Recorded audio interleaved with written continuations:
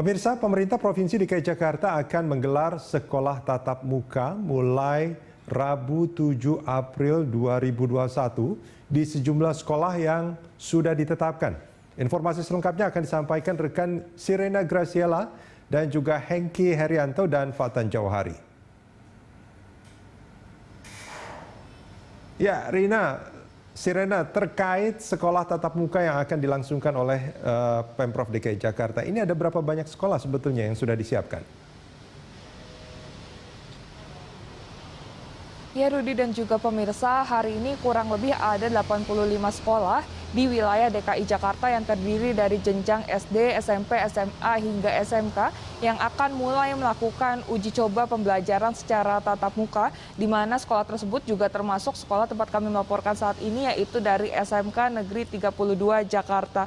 Dari 85 sekolah di DKI Jakarta yang sudah diperbolehkan untuk melakukan uji coba pembelajaran tatap muka ini juga tersebar di 5 wilayah kabupaten kota di DKI Jakarta. Untuk di Kepulauan Seribu ada 1 sekolah, untuk di Jakarta Selatan dan Jakarta Timur masing-masing ada 25 sekolah. Kemudian untuk di Jakarta Pusat ada 10 sekolah, di Jakarta Barat ada 18 sekolah.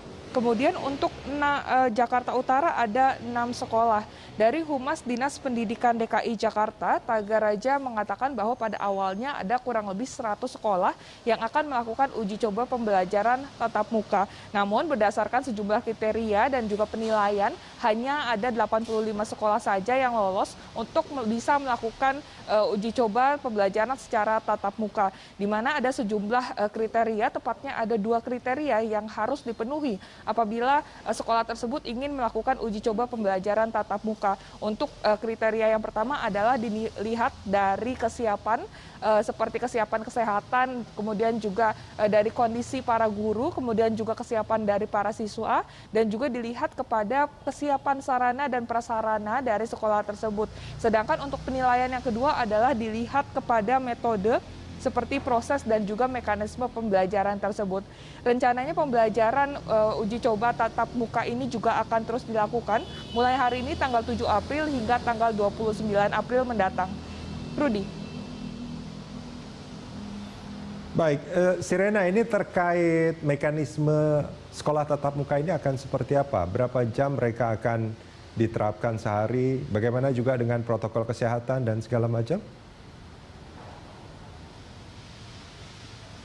Iya baik Rudi, untuk di sekolah tempat kami melaporkan saat ini, yaitu tepatnya di SMK 32 Jakarta, di mana untuk durasi pembelajaran begitu hanya berlangsung selama 4 jam, yaitu pada pukul 7 pagi hingga pukul 11 siang. Dan untuk materi pembelajaran yang akan dilakukan selama pembelajaran secara tatap muka ini akan dilakukan kepada materi pembelajaran yang bersifat esensial dan juga tidak efektif apabila dilakukan secara online. Seperti untuk SMK, sekolah kejuruan adalah materi praktek yang biasanya memang kurang efektif apabila dilakukan secara online.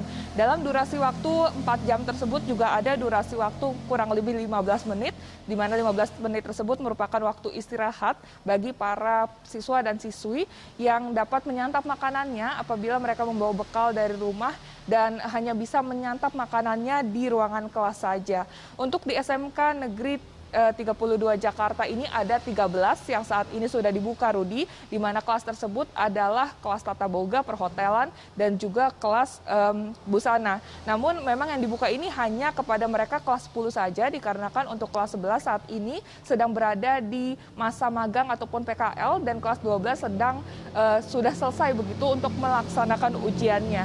Per kelas ada kurang lebih 16 anak saja, dikarenakan untuk jumlah totalnya per kelas hanya sebanyak 36 siswa ataupun siswi. Jadi untuk satu kelas hanya berisi 1/3 dari jumlah total normal kapasitas biasanya.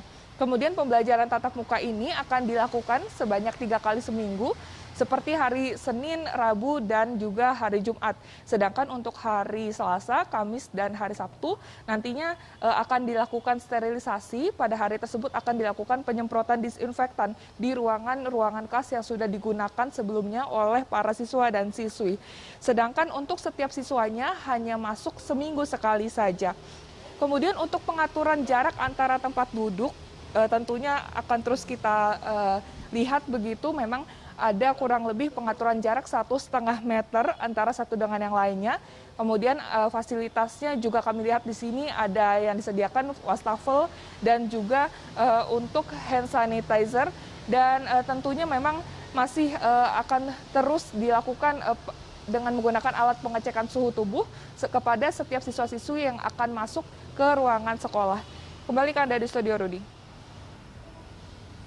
Baik, terima kasih rekan Sirena Graciela dan juga Hengki Herianto dan Fatan Jauhari.